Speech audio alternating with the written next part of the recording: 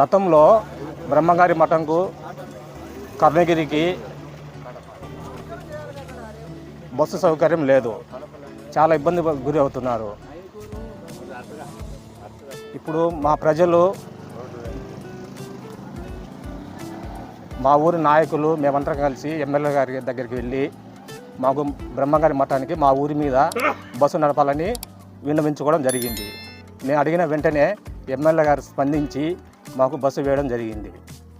ఇప్పుడు మా కాలేజీ పిల్లలకు కానీ మాకు కానీ మఠం పోవడానికైనా కాలేజీ పిల్లలకైనా ఇక్కడికి రావడానికి బస్సు సౌకర్యం కలిగినది. అందువలన ప్రజలంతా